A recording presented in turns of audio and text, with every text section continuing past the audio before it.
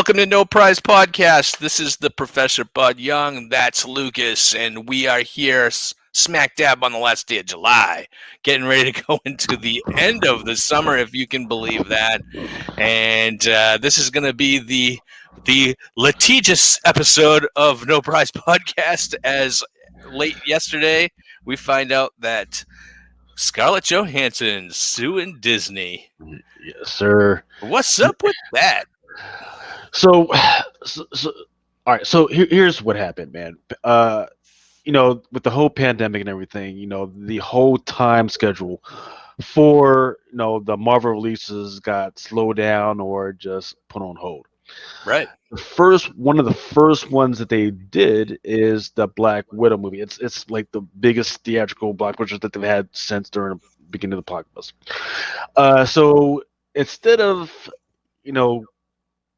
just saying, okay, we'll do only theatrical, or hey, we'll only just put it out on Disney, they decided to do it both at the same time, which is called like a day-to-day release.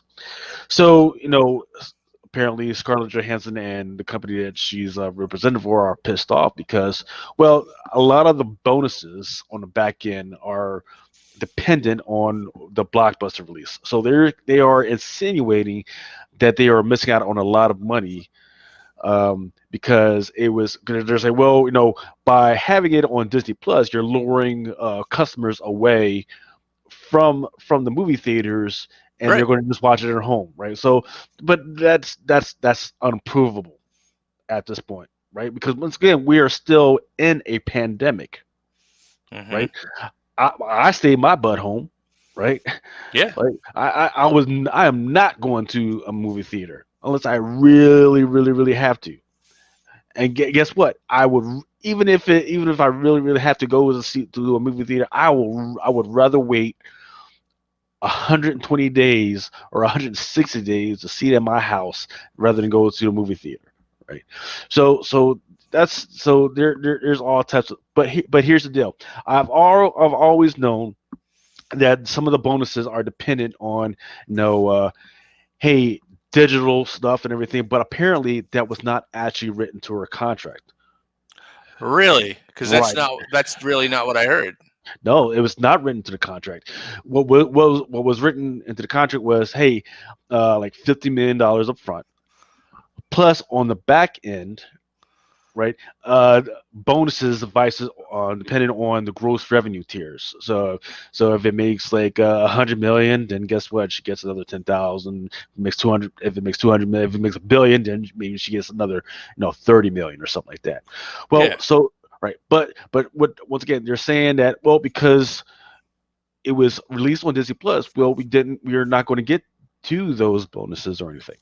Right. Well, and once again, her company is saying, well, you told us that this wasn't going to happen. You promised us that it would not be released on Disney, on any type of streaming or Disney Plus prior to the 190 days, 160 days. Well, written to actually, it's kind of interesting because when you look at the lawsuit, it specifically says, hey, to maximize these receipts and thereby protect her financial interests, Ms. Johansson extracted a promise from Marvel that the release of the picture would be a theatrical release. That means none of that stuff regarding streaming or anything was written to the contract, right?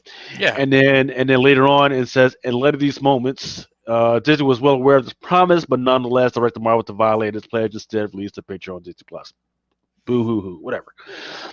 In light of these moments, Ms. Johansson's representative sought assurances because back in 2017 there was no Disney Plus. Even when she started shooting some of the movie back in 2019, there still wasn't anything They hadn't launched yet. They hadn't launched yet until like November of 2019. So like 6 months after they last talked about it, then all of a sudden it just came out of nowhere. According to them, it came out of nowhere, and then boom, right? So in light of these announcements, talk about the Disney Plus release, she says Ms. Johansson's representative sought assurances that Marvel would hold up its end of the bargain. once again, a non-written bargain with respect to the theatrical release of the picture guaranteed in the contract. And then in response, the chief counsel for Marvel confirmed this.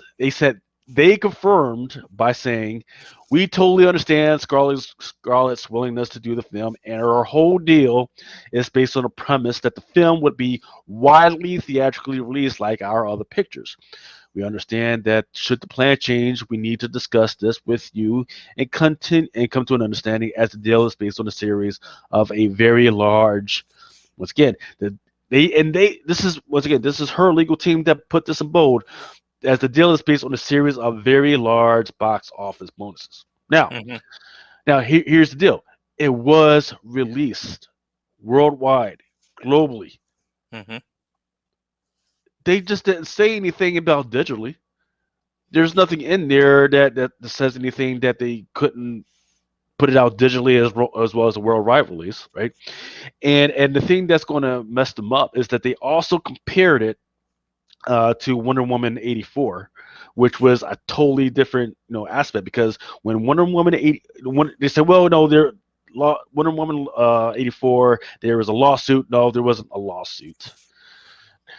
There was no settlement. HBO Max, they really wanted to do their release. They didn't want to wait, so they went to Patty Jenkins, I think her name was, and he said, "Hey, Patty, we really want to do this. We're just going to pay you up front. We're going to chop off the back end residuals. We're going to pay you up front as if it's already a $1 billion movie, and then there you go. We're going to pay, Patty and Gaddy and everybody, just like we're just going to do that way." So them comparing that to something like that, which released December 2020, Yeah. in the midst of the pandemic, is the worst thing you can freaking do. So they don't have a leg to stand on right now.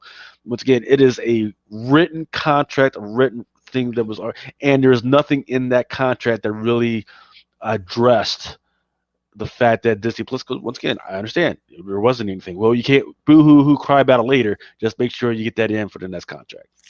So that's interesting, right? Because that's not what I heard, even as of yesterday, where and I guess it could be a misreporting that was coming out that was saying that in the contract that was listed with the quote unquote exclusive theatrical release, not concurrent with streaming. And then to me, with the tiers of bonuses listed for the movie, I kind of thought that Scarlett Johansson had kind of had a case when I was reading it. Now and I understand. So like this is could actually end up blowing up into being something pretty serious when you look at it, right? Because now you're going to piss off a talent, someone that's been in your Marvel movies for over 10 years, right?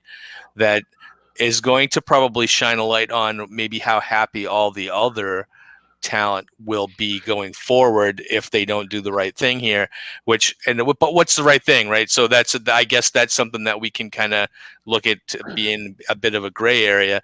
But the thing is I mean, at the end of the day, we're kind of talking about the top 1% of the even actors, and they're talking about millions of dollars here. If you're talking about millions of dollars, I don't blame Scarlett Johansson for being a bit pissed off that if this is going to cost her like $50 million of bonus money that she might have received based on performance. And if you're talking about like the theater just coming back from the pandemic, this was the movie that we were all waiting for to go back into theaters for. None of us were rushing to the theaters to go see anything else other than a Marvel movie, and it could have been anything. If they released Shang-Chi, we would have had the same kind of numbers. And so the thing is, of course, honestly, if they released Shang-Chi, no one would be bitching about it because the other guy had never been in a Marvel movie before. So, right. But I mean, this was kind of, I think, Scarlett Johansson's last grasp at the brass ring, right? Yes, because this is going to be her last Marvel movie. She's already been killed off. This was a backstory. And it was kind of, I think this Black Widow movie was almost like a thank you for everything she'd done before. Was her chance at starring in a big tentpole blockbuster movie that she would have never otherwise had the opportunity to do. And that, to me, is I think Disney might be standing on that, saying this is the we're the reason you're here. You know, so all this other stuff doesn't matter now. The other big piece that I think is be very interesting is if this ends up like, let's say Scarlett Johansson, and I totally expect this to be some kind of settled out of court, and they're gonna pay her $10 million and she goes away, right? Which I fully expect. This is what I fully expect is going to happen, because if this ends up in front of a jury trial or whatever, can you imagine Disney having to open their Disney Plus books and how much they're paying Tom Hiddleston to do Loki, or how much they're paying Anthony Mackie and Sebastian Stan for Falcon and Winter Soldier, which basically were all these people that have the probably a better deal on Disney Plus than they had in the MCU, with all these billion-dollar theatrical releases, and that are benefiting from all this. So, I'm sure Disney does not want to disclose the buy rates or their subscription rates or how much everything is costing. This is the last. I think this is the last thing Disney wants, and I do think that it could be hairy. Well, I mean, the subscription rates, they don't care about opening that up. In fact, they do want to. They'll shout that to the heavens as long as the numbers are good, because when it comes to investor relations, I as an investor, I want to know how many subscriptions are happening. Right? I want to know the rate at which they're increasing or decreasing, so I know how much. But when it comes to the pay, when it comes to the pay, that becomes a very interesting thing, because you don't want that actor to know what that actor is getting. You don't want because there's different companies, like between CAA, WGH, and all these other freaking acting companies that represent these actors. You don't want to open up the books like, well, Robert Downey Jr., he gets residuals plus merchandising. Because we hear that in the background. We hear, hey, Robert Downey Jr. is getting merchandising plus residuals for the next 2 to 3 years, plus this, plus that. Well, we know that. Yeah, that was Robert Downey Jr.'s sweetheart deal. Nobody has the deal he has. Right. But which is amazing for a guy who was quite the trouble, at the beginning of his career. For real. But it is a damn doggone shame that it's come to this, and I believe that CAA once again is trying to leverage exactly what you're talking about, trying to leverage that they don't want to open up the books, but when and once again, like you were talking about, different media outlets are reporting an exclusive deal. Well, when I look at the actual lawsuit that was filed in the California court by Casales, Benson, and Torres, it looks like it wasn't, and it was more like word of mouth. And in fact, they are specifically using emails from chief counsel to use that as legally binding.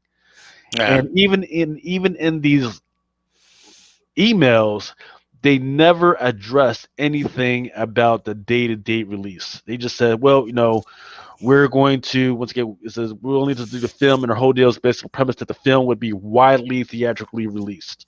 That literally means nothing. So this is going to be interesting going forward when it comes to the contract, because think about it, like if you contracted somebody to go cut your grass, and then they went out, they did the job and everything, and then they went away, and then you say, okay, well, I'm going to take that spot of grass right over here, and I'm going to put it in the back. And then they came back like, no. If you want to do that, you got to pay us more money, man. Like, whoa, oh no, that don't work. That doesn't work. So it's if this, man, there's so many things that could happen with this, but I'm going to be sitting by with my popcorn. It's this story is going to have legs, man, too, because this is to the tentpole summer blockbuster with the biggest movie company on the planet right now, in a big female lead movie, where everything is eyes wide open on Scarlett Johansson, and Black Widow. She is finally like one of the main female lead characters from Marvel gets her own movie, and now we're gonna do her like this, right? So well, the shame thing is she's not even she was the as far as big stars go, she wasn't even the big star in that movie, right? No, you had the chick from the Mummy, she was in there. The dude that played the Red Guardian, who is from Stranger Things, he's a bigger star than her right now. well, I So don't know. We could argue about that, but I think this was really kind of, I think, Scarlett Johansson's kind of coming out party almost. She is an A-list actor, and she's been in a whole bunch of good. She's been really she Lost is. in Translation. How many Uh, people know about that movie? well, no, How about the girl with the silver earring? this You saw that movie one? this movie made her an A-list actress and opened up doors for her to get other roles. All that other stuff you're talking about came before Black Widow. So, I mean, what can you say? Going forward, she's going to have more opportunities than she would have previously. Right. So, I mean, unless this kills her in Hollywood's eyes, you know. You know what was funny is so they mentioned a whole bunch of movies as like proof of her star power, but the one movie that they didn't mention was the Ghost in the Shell movie, which flopped, which was absolutely freaking terrible and absolutely flopped. So which proves the more point is that Marvel made her the star versus her making any of the Marvel movies successful. So let's actually get into some comic books because this is getting kind of depressing. Yeah, well, I'm sure we'll be talking about this for a long time. I think that story is going to be with us for a while. I don't think it's going to go away, and I think it might color future movies too. It might color future contract deals. It actually might color future signings and their ability to get talent. Possible. Let's see how that works. You know what, Disney, I'm going to throw this out there. Sign me up. I will do it for a bag of peanuts. I'll do it for some merchandise. No, Zero residuals. You can do streaming release. You can do whatever you want. I'm in 100. So all right.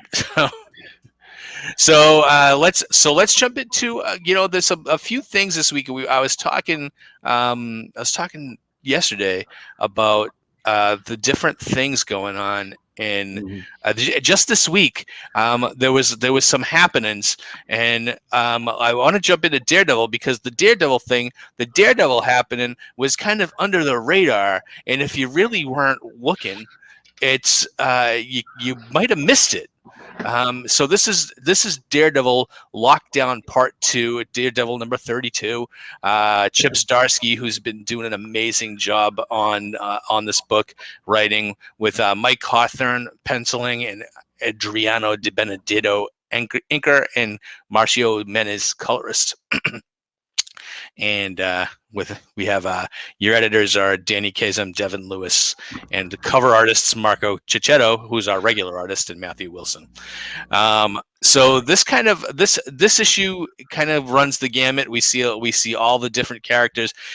We noticed last issue Bullseye comes back, and now Bullseye's kind of more like in this issue kind of like the irresistible force, right? He's not really you don't see him until the last page. He's more of like the irresistible force, right? He's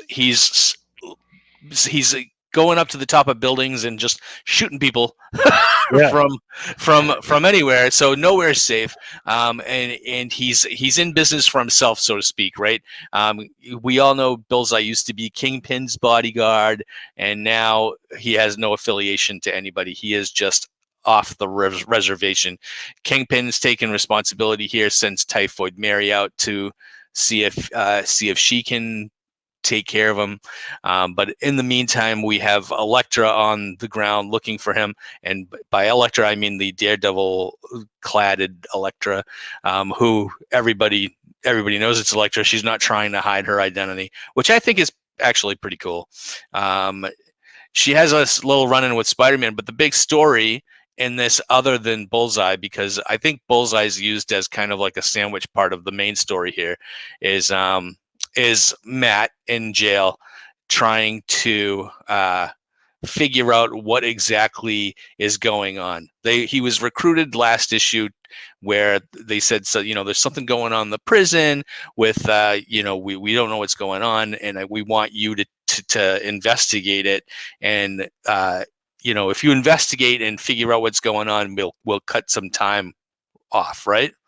So that's basically what he does, and he ends up down in the bowels of the prison, and ends up getting into a fight with some of the corrupt guards. And he ends up towards the end of this issue breaking into where there looks like they're experimenting. And now, Lucas, I have a question for you. Do you ever read the first issue of Hero for Hire? I don't remember. No, I don't. I may have, but I don't recall it right now. It's a throwback. And so Hero for Hire was actually the very first Power Man, and in that very first issue, Luke Cage, who was a prisoner, it volunteers for experiments, right. And in order to get his sentence commuted, he allows them to use him as a guinea pig, and they kind of experiment on him, put him in these chemical solutions and stuff, and then the dials get turned up to 100 or something, and a disaster happens. One of the guards that's corrupt is out to hurt Luke Cage and ends up messing with the experiment. But instead of killing him, it ends up giving him superpowers. And then this is almost a mirror image of exactly what happens in the first issue of Hero for Hire, with the exception of Daredevil runs into the room instead of the cop. And at the end of this issue, you see the too much pressure in the tank, exhaust pipes, and then a big explosion, right? So I'm sitting there going, who's the one person that's been in every issue since Daredevil went to jail that's not in this issue? And it's his big black buddy that has been kind of his bodyguard this entire time. He's not in this issue, and my guess is that's him in the tank. And it explodes, and I think they're going to create a new Power Man, and that is exactly what they don't tell you at the end of this issue, because at the end of this issue, which is kind of a twist that I wasn't expecting, is Elektra comes against Bullseye, and now if you remember, this has historical significance too, because Bullseye killed Elektra back in the 80s. But now Elektra is surrounded by 3 different Bullseyes, which is kind of surprising, and I didn't see that coming, and I don't know what's going on now. Right. I don't know if he's a clone or what, but I thought that was interesting. It definitely came out of left field. And I really don't know where the story's going as of this point. And because of coming out of left field, this whole thing that when I was reading it, and that's all I could think of was, are they going to do a new Power Man? And I was like, why would they do this in the pages of Daredevil? Which I guess I'm not complaining, but what do we need a new Luke Cage for? Right. Well, no, to catch speculators off guard. Right. You don't want to. You don't want to start a new Luke Cage freaking series, right? But you want to do something with him and with his mythos, and you don't want to freaking have to do it. You don't have a Jessica Jones book to do it or anything like that. So it's like, hey, why not do it here? In one of the other Defenders books. So I kind of get it. If that's what they're doing, because what you're talking about just went over my head. Like, I wasn't even thinking about that. I'm pulling out Marvel history out of my butt. So. Yeah. So I'm actually going to have to go back and find out which issue was his first appearance, because that means because he's not necessarily a bad guy. So that means he's like in between the creases of society. You Yeah. know, he's never been an Avenger. He doesn't, but he would be the guy that apparently Matt would trust to watch his back. Yeah. They're building on that type of relationship. Yeah, I mean, Yeah, she's trusting him in jail to watch his back, and he's been watching his back. So, to me, that's really what I think is happening. Even though he doesn't make an appearance in this issue, and so probably maybe his first appearance will be next issue, as the hero, right? mm, I right, mean, right, now right. we're probably gonna have to go back to the beginning of Chip Zdarsky's run, or this storyline where Matt goes to jail when they first introduce his character, but. Yeah, I really kind of think that this is going to be the new Power Man, whether or not they call him Power Man. But the question is now that I have to go back and check out my run to find out what this dude's in jail for, right? And I don't even know if they said it. I don't even know, right? But I know that when Luke was in jail, he was wrongly convicted, like he was framed, and Mhm. that was why he was in jail. But see, the thing is back in the 70s, they had to say that, right? We can't have a hero that's actually in jail for something he committed. Right, right, right, right, You right. know? You gotta kind of jump around it. Every Yeah, every everybody here is here under mistaken pretenses, or they were trespassing, or they were walking down. yeah, Nobody robbed, nobody knocked over a bank here. yeah. It was those old It ass was, thinking. it was like one of those surprising, a black man in jail. I buy it. Yeah, Seems legit so far.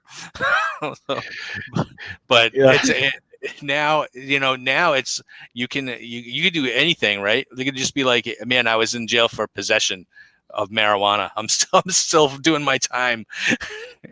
Okay, yeah, we know he's yeah, in yeah. jail for Okay, something we don't yeah. care about.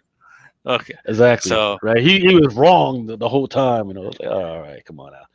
But yeah, well, I mean, but we got to go back to your question, which is very important. Why? What is the right. reason that you want a new Power Man?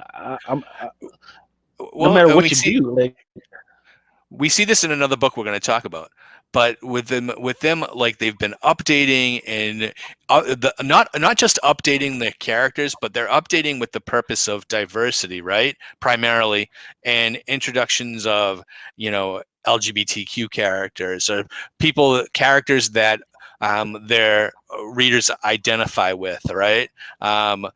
Someone that looks like me, someone that represents me. But I'm sitting there going, man, well, if Luke Cage doesn't represent, then who does, right? yeah, I don't know why you're replacing him, and that's the one thing that made me guess why. Like maybe it's not, maybe it's something else. Maybe it's a female character they're going to introduce. ooh, Maybe it's not the person I'm thinking. But I mean, I can't imagine why it wouldn't be the person that it doesn't make an appearance in this issue. You know, it to me, I'm just like I'm at a loss to why now and why does it? I mean, why not? If you're going to use Luke Cage, why not just use Luke Cage, right? Because right. he's not doing anything.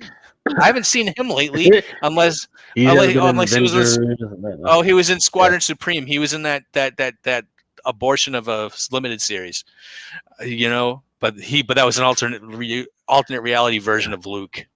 So, to me, just bring back Luke Cage if you're going to do it. But man, set in the context of the storyline, man, Chip Zdarsky has been just unreal on this book. He Yes. To throw me not just one twist but two twists in one issue. Okay, this guy has got me. I am a mark for Chip Zdarsky right now.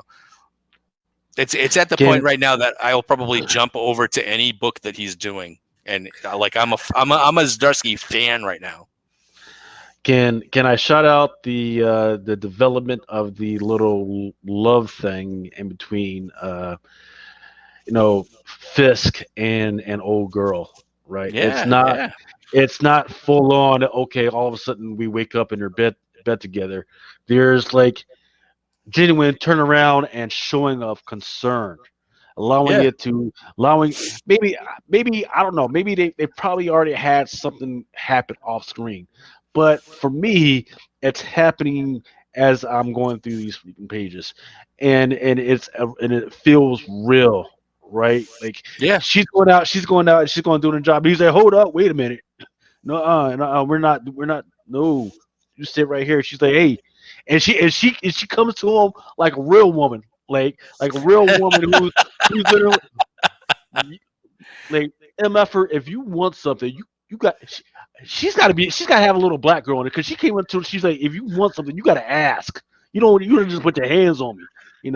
So there's something real about that. Like real people are there for me. And man, that is beautiful. I got to give him props for that. Well, Kingpin's always been that kind of sympathetic bad guy, almost, right? Like he's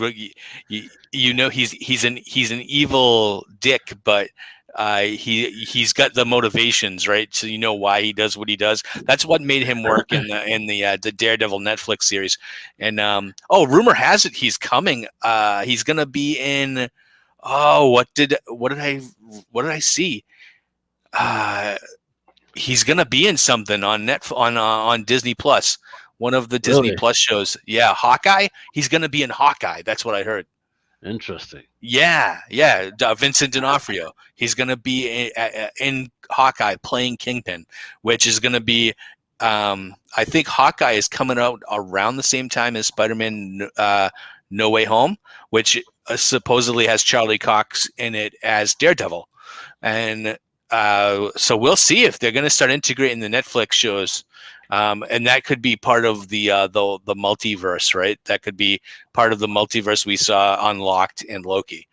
So Mm. to me, hey, open it all up. I love the majority of the Netflix stuff, and thought that they deserved more than they got. So we'll see what happens. You Yeah, know, yeah. there's some of those characters I definitely want to see Punisher. You know, see him make the leap. That would be great. You know, Yeah. I can't remember the name of the actor that played him on the Netflix series at the moment, but you know, All he I was know is he was the the guy best from Law and Punisher. Order. Yeah, Yeah. yeah, he was the best Punisher that we've had yet. All right, so let's take a quick break, and then we'll come back and we'll talk about some of the other stuff that came out this week. Uh, let's do that.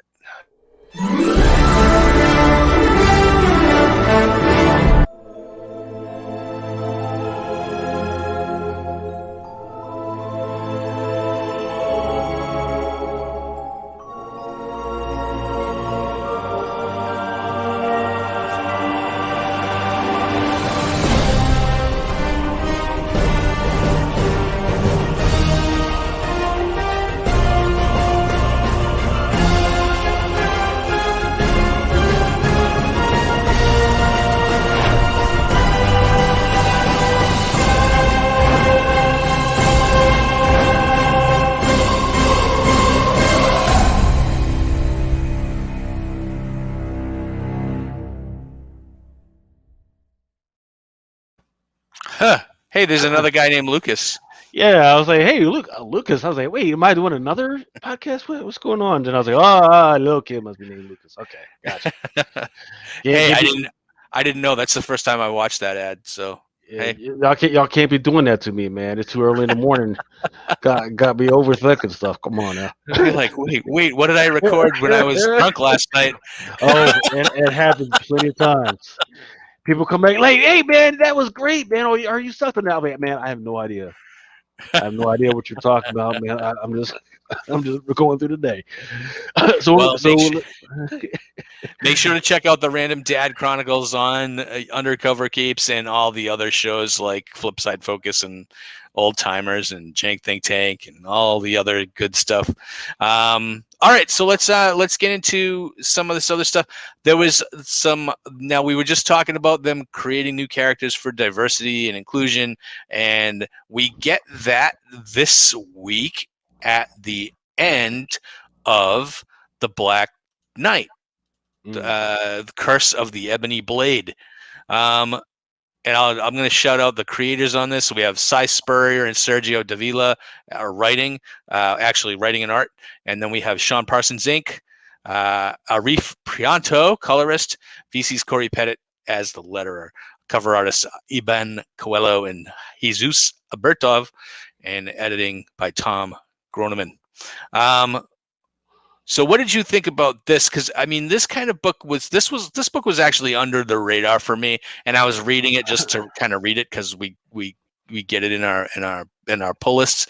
Now, I was reading it. It comes down to a couple of revelations that they make at this beginning of this Black Knight series is that when you have the ebony blade, you can't die, right? So if you are of the line, a descendant of Arthur, right? If you're a descendant of Arthur, you can't die when you wield the ebony blade.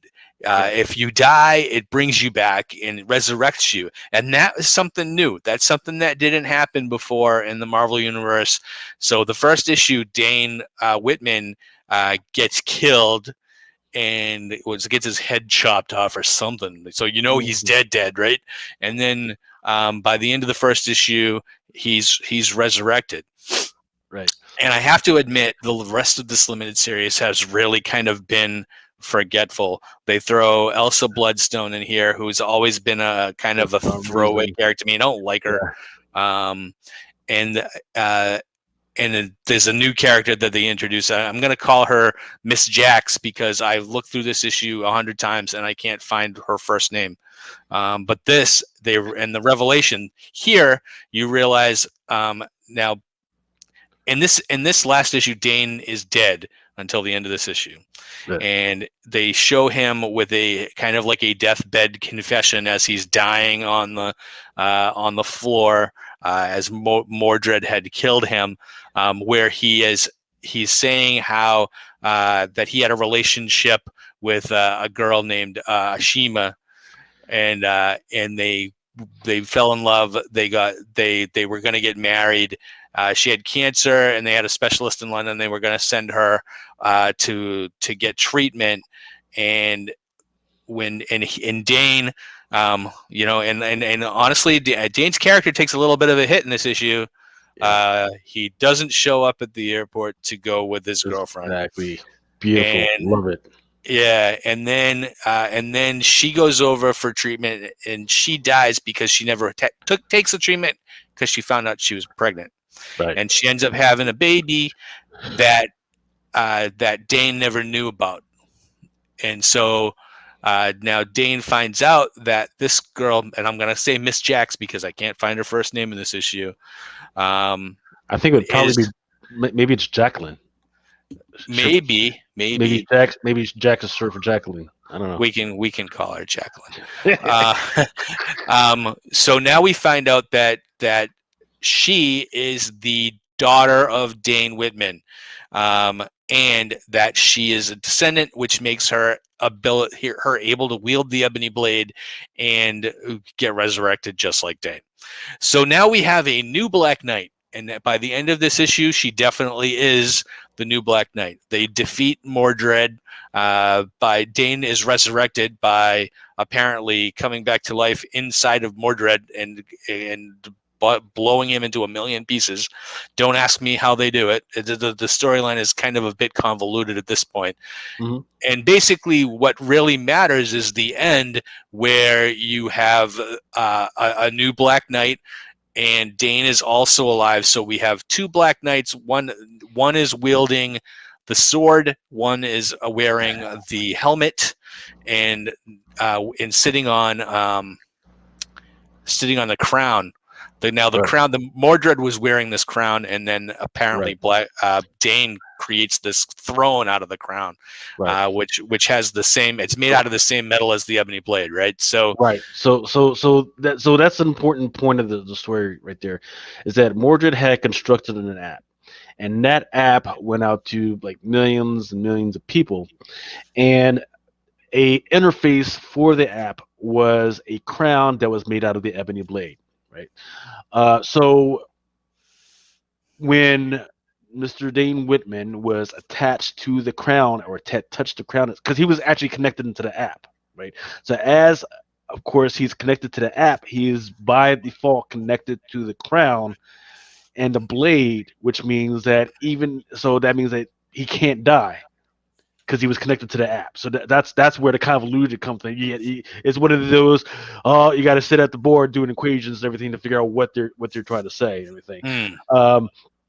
But yeah, so yeah, I mean, and then she gets attacked with the sword that Mordred has in his hands. And once again, if you're touching the sword at any point, you can't die. What Mordred doesn't know is that she is an ancestor of King Arthur. Therefore, her just killing her with that sword means she can't die, and then she comes back as another form of the Black Knight. So it's interesting stuff. So apparently she and Dane went and talk, or her father talk, and they're like, now we're going to both be the Black Knight, right? Because and we almost have to, because just one person can't do this alone, because there's so much darkness attached to this sword. One person just can't handle the sword by itself. So it's basically one hero or two heroes, one sword. I forget the exact terminology when it all comes down to it. But as far as going forward, like this kind of reminds me of the stuff with the whole Captain Britain thing, right? Where you got this Captain Britain over here, then this Captain Britain over here. Okay, and then you've already vanished one of your biggest villains already. So I don't know what the need. What are they going to do from here, right? They've just fought technology, right? What else are they going to fight? Mm. What else are they going to fight that I would actually care about? I don't know, right? So they fought technology with magic. I don't know. So, but I will say this is that this particular issue, the cover that I have up there, that is the Stephanie Hands variant, which is a 1/50. That one was the big one of the week, which I think it was some instances going for in between $160 to $200. I don't know if it's going to last, but that is what it is, because that is her first appearance. That is, once again, Jacqueline Chopra's first appearance as the Black Knight.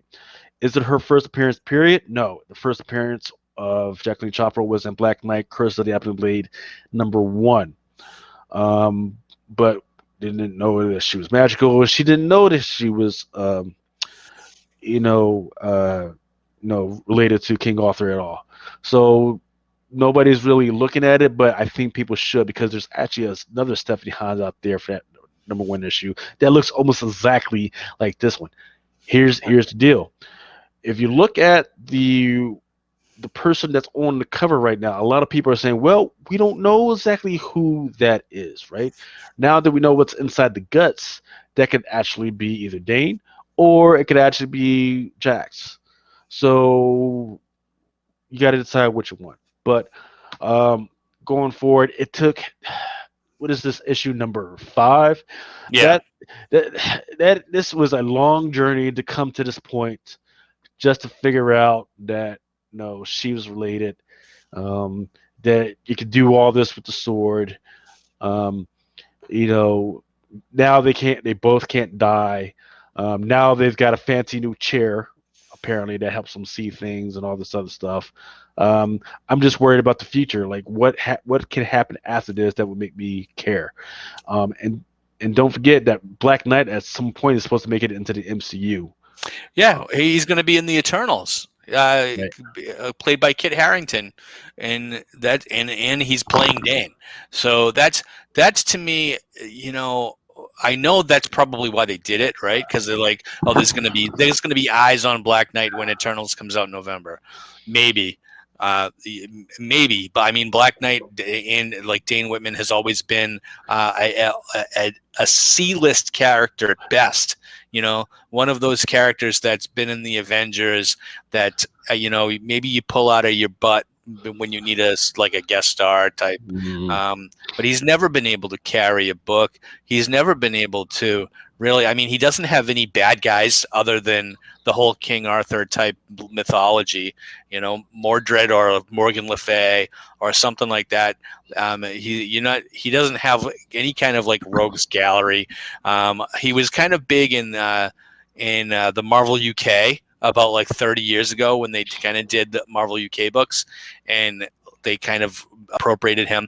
And then, of course, back in the 80s, when Marvel acquired Malibu, it was at the late 80s, early 90s. This was one of the causes that made Marvel tank, was when they bought Malibu and came out with the Ultraverse. They threw, you remember that? Yeah. They threw Black Knight into the Ultraverse to kind of give them a little star power.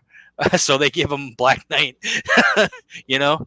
But to me, Dane hasn't been relevant since I started reading comics back in 1985, Right. and I don't care about the character. I don't care about the book. I don't care that he has a daughter or that she's a person of color. This is another thing of almost the forced diversity in comics, which, yes, I think there needs to be more diversity in comics. No, I don't think you should use existing characters to kind of do that. So it is, to me, it just seems so forced. It just seems like, hey, we have this property that we need to update. But this should not have been it, right? So let's get. Right. I've always talked about trends, cyclical trends in movies, right? So one year there's going to be movies, or excuse me, zombies. It's going to be a thing, vampires. Yeah. And there's always a cycle where even Tarzan and then King Arthur is another part of that cycle. This was not the year to bring out this freaking Black Knight mess. Nobody cares about King Arthur right now. Nobody cares about knights right now. And the problem is, it's not anything that's bad about the writing right now. It's that Hollywood ran the whole thing into the freaking ground with like 3 or 4 really bad, Knights of the Round Table movies. Yeah. And right now we've played out. You talk about superhero fatigue. I'm fatigued out with the Knights of the Round Table stuff, because I can think about at least 2 or 3 Knights storylines that are throughout comics right now. There's Nottingham, which is an indie book, which is not that bad, and then there's Once in Future right now.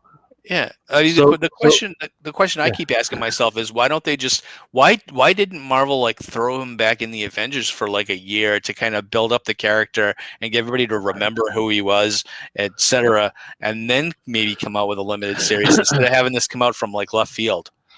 I don't know. What's even worse is that they actually had a pretty good sticking point, right? Which is, they brought him in alongside of the whole Null invasion thing, right? And they pointed out that, hey, there's connections in between his darkness and the darkness that Null uses to travel and move everything. Right. Okay, Null's gone. Now what? Yeah. Now what? So I'm at a loss for what direction it can take, man. They need to figure out something soon, or just get rid of him. I don't know where they're going with it now. I mean, I can guess that we'll see Jack before we see Dane again, right? And she'll show up in like Champions or something. She'll be like that another teen hero for them to kind of mess around with. Well, so speaking of teen heroes that they all of a sudden decided to bring in from left field to replace the older guy, we were talking earlier about Cable, right? No, that happened in the other storyline. Yeah. Where once again it was a very convoluted storyline that I guess is supposed to play off later, where there was these kidnapped babies and they were experimenting on and everything. And Kid Cable, he went out to go find them because he does, for whatever reasons, so he So he recruits his mom, his dad, and they all get old Cable to go into this thing, right? Um, so now you had young Cable, old Cable versus Strike. Um, but now they've shown where they're sending Kid Cable. They're sending Kid Cable in the present or it's the future or whatever to fight the forces of Strike to do whatever, and then that's it. I guess we're not supposed to see Kid Cable for a while. Or ever again. What? They just Yeah. we're back to old Cable. So Who asked for that? Who asked for that? I never asked for young Cable. I just Yeah. I don't care. Well, I mean, you got me used to Kid Cable, right? And you had him, banging around with the cuckoos, right? I was like, okay, Yeah. I can get with that. All right, go ahead, young man. Sow your oats, right? And now we got old Cable, so I don't understand. I don't understand right now. It's it is like one of those, everything that happens is like temporary, and I think Cable is one of those characters that they just don't want to do any kind of a permanent change with. I did kind of get used to a young Cable, kind of like how I got used to when Bendis brought in the alternate reality versions of the original X-Men. I kind of got used to those younger versions of the X-Men, and then they got rid of them. Yeah. So it's just weird stuff that they do sometimes. It is, and it's one of the things that infuriates me about Marvel is the trade on the brands, right? I mean, everything is a brand: Spider-Man, Captain America, Thor, Iron Man, and within the last 20 years, we have like 100 different Spider-Men now. We have, I'm not even joking, it's like 100 different Spider-Men. Let's not get started on that. 8 or 9 different Hulks. We have 4 or 5 different Captain Americas, and growing by one every month now that we have United States of Captain America, and we're not going to go down that rabbit hole today. We have, we have several different versions of Thor. It is. Right. It's kind of infuriating that if you're gonna do a legacy hero, I mean, I kind of get like having like a Hawkeye and a Kate Bishop Hawkeye, right? Because you have someone that's going to take over the mantle, when the other person retires or whatever. But to have different versions of them running around at the same time, So talking about the whole Thor and replacing people and kids. Valkyries, Mighty Valkyries number 4. There was some stuff that was going on with that one. So I'm not going to go into like everything that's been going on in the story, but this is written by Jason Aaron, which again, he's been able to pull a whole bunch of weird stuff out of his butt and just make it make sense. Art by Mattia De Lulis. Let me tell you this. You got to understand how upset I am right now that there's the Eisner Awards and all these other comic book awards that are out right now, and Valkyries has not even been nominated. Do you understand how great and incredible the art for Valkyries has been so far? It's been amazing. Really good. It just so far above the rest, right? Letters and Protection by Joseph Bino. And then there's quite a few stories. Most of the writers are Jason Aaron, Tarun Grumbeck, cover artist Mahmoud Asrar, and so on and so on. So in this particular issue, Hela has come back from some type of whatever she does when she's not in hell, and she comes back to her. Her partner. Her partner is Carlina, and Carlina is just Carnilla. Carnella. And Carnella is nursing and taking care of these 3 kids. And and you know how you walk into your house someday, and your house or your wife or your partner all of a sudden has this weird dog or cat, and you walk in and you're like, what the hell is that? What is that? What is that? I don't know what it is, but get rid of it. So that was the kind of situation they were put in. The 3 girls, they wake up and they just see Hela just going off. So she's like, "Hey, you can't just have them." She's like, "Well, blah blah blah." Weird explanation, and she says, Hela goes, "Are you kidding me? These kids are gods right now. We can't have them here." The kids wake up and they just go to town and they blast Hela, right? and then all types of weird stuff that's happening in hell right now. Uh, Interesting stuff. So with the fact that they just spoke makes Valkyries number 4 their first appearance. Their actual first cameo appearance was actually in Valkyries number 1 when they were given birth to, you know, there they are. It's kind of interesting. And even they even made an appearance on the cover. Now, they still haven't been named inside the series, but I felt like there was something else that was going on, so I dug into it. There are 3 sisters inside the Norse mythology, right? In fact, even in the Marvel Norse mythology, there's the 3 Norns, right? What are the embodiment of the past, the present, and what will come to be. So Order of Verdandi and Skaldi. And it's like, okay, well, but those in every single graphical presentation that you see, they are old women.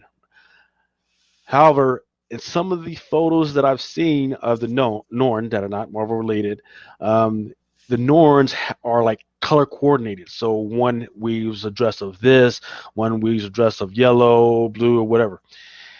That photo that I have on the left-hand side, that is the photo for the cover for the Mighty Valkyries number 6, right? So That's next issue.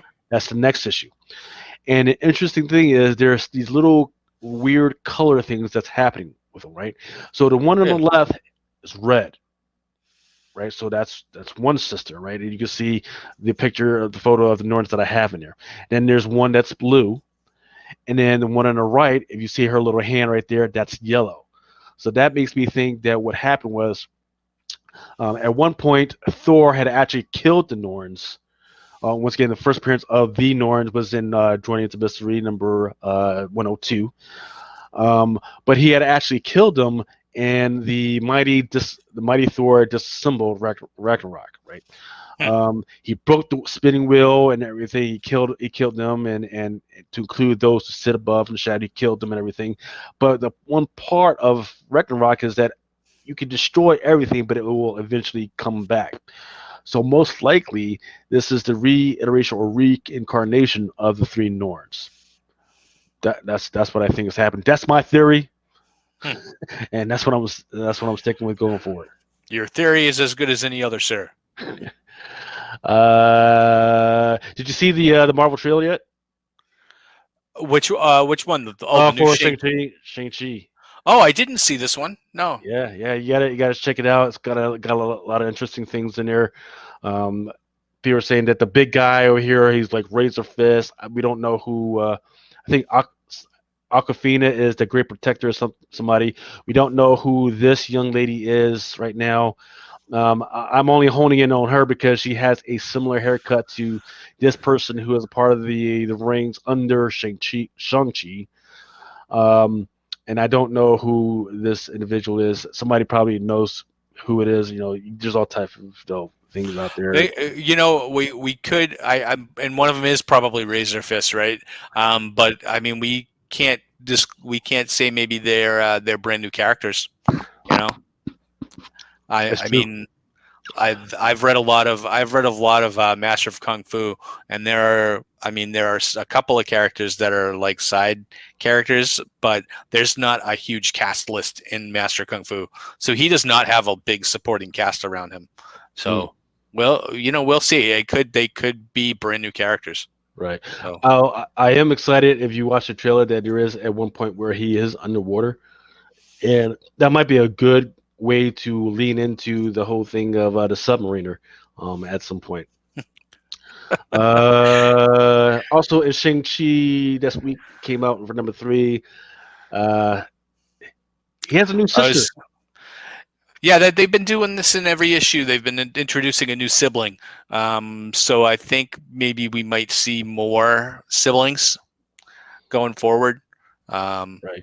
He's got a sister. He's got a different sister or brother for each ring. Maybe.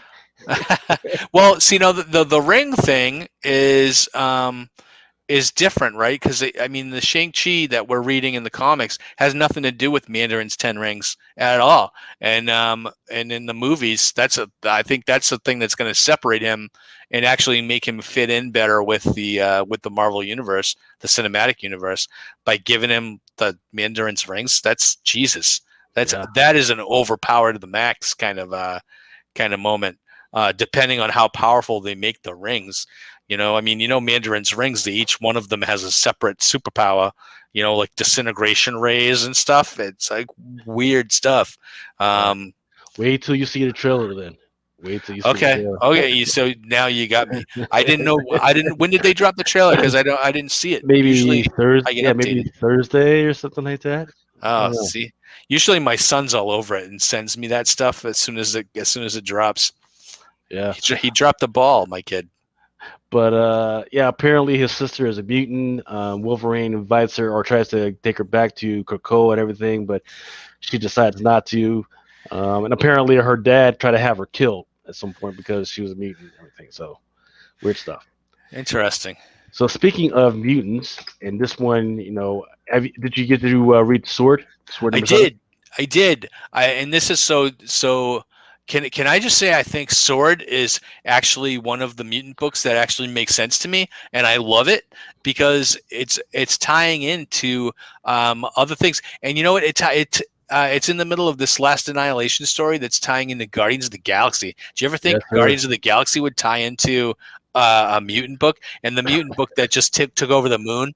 All right, so this was actually pretty good, and it actually picked up the threads from the Empire crossover last year, where Brand told Hulkling that Alpha Flight wasn't anymore, and that they were going to create something better, and that it was going to, I guess, come back to bite them. And what else? I was reading this book going, wow, this is almost kind of like the convergence of so many corners of the Marvel universe, because you had throughout this issue you had Doctor Doom having kind of like a summit with Storm. Yes, sir. Yes, sir. And they had dinner. So for the last 2 years, I have been geeking out over the writings of Donny Cates and Al Ewing. Al Ewing, who is also the writer who wrote this book, as well as the Incredible Hulk book. Oh, excuse me, the Immortal Hulk book. Art by Stefano Caselli, color art by Proto Bunker, letter by VC, and design by Tom Muir. All right, so yes, amazing stuff, right? So, of all the things that I would have thought that a book would have opened up with, right? They, like, really gotten, like, all the rest of Guardian Galaxy stuff. No, I didn't really care about this stuff. But this is the page that they should have opened up with.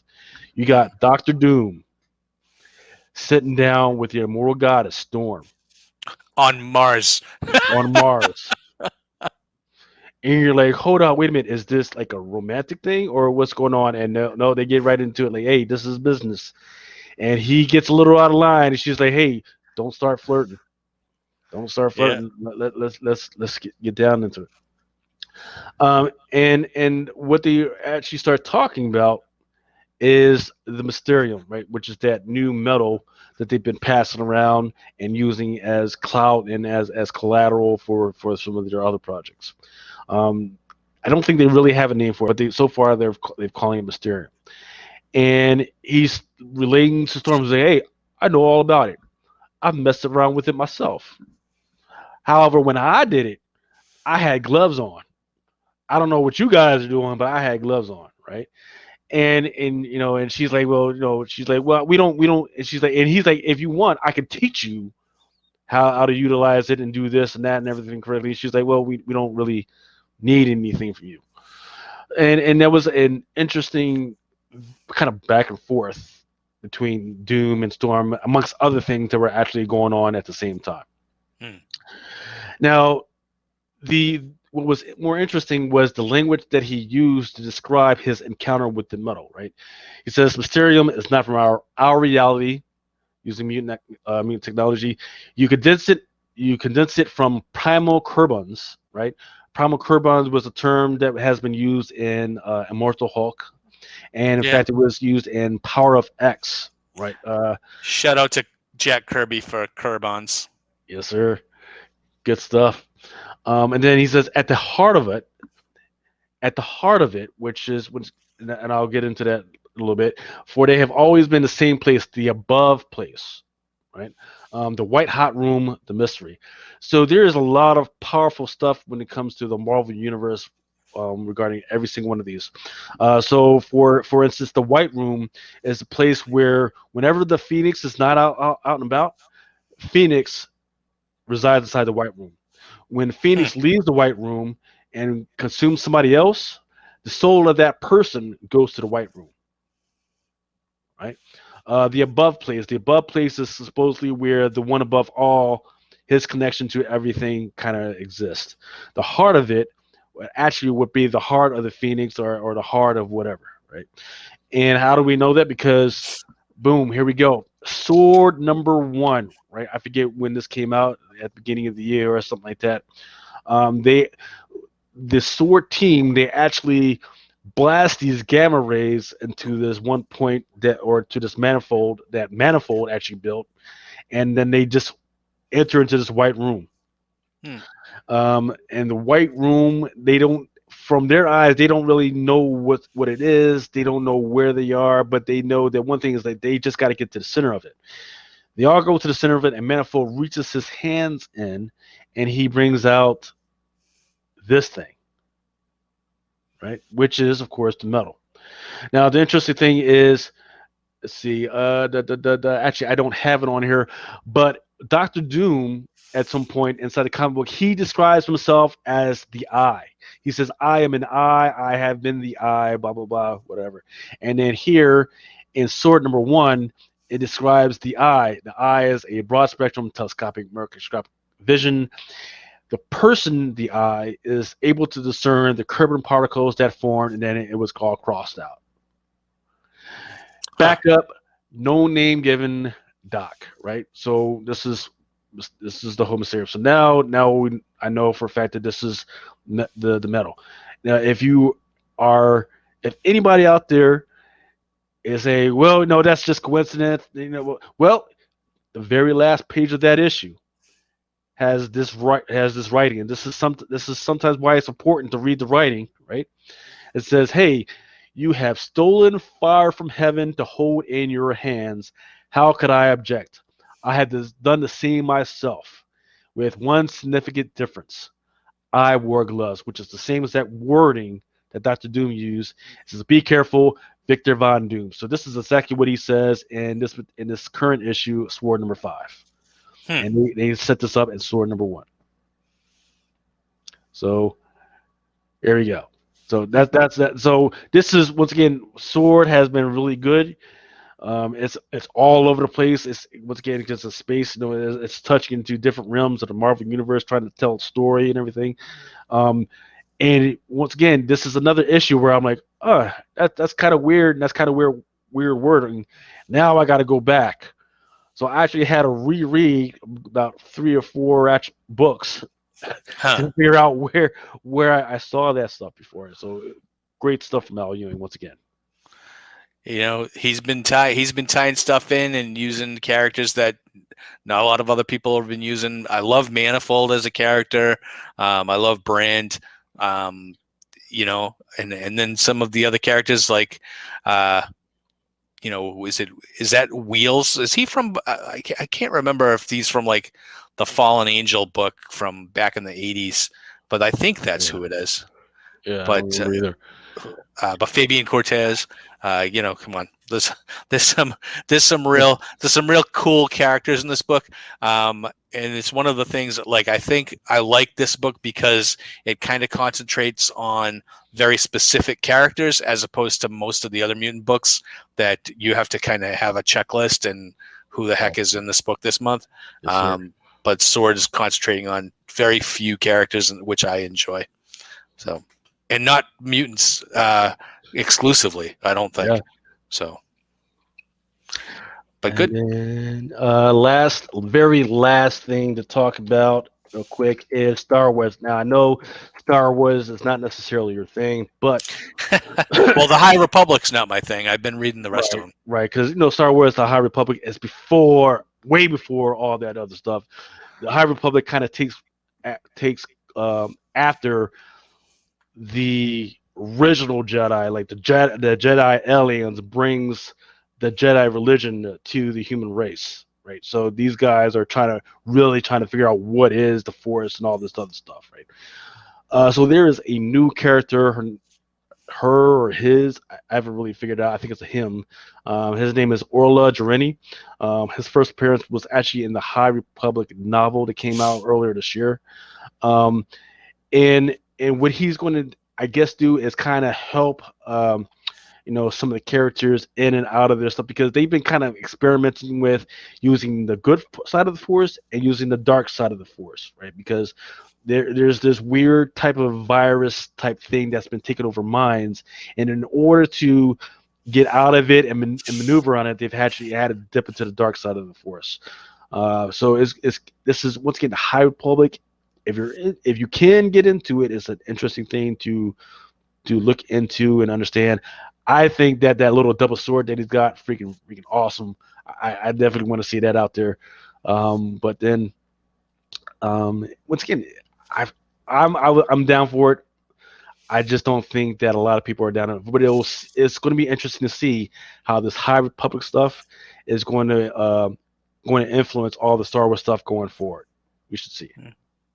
I guess what we're going to talk a little bit about Star Wars is, I've seen them kind of cherry picking the continuity as far as pulling stuff from Dark Horse and pulling stuff from the old Star Wars classic comic book from the 70s.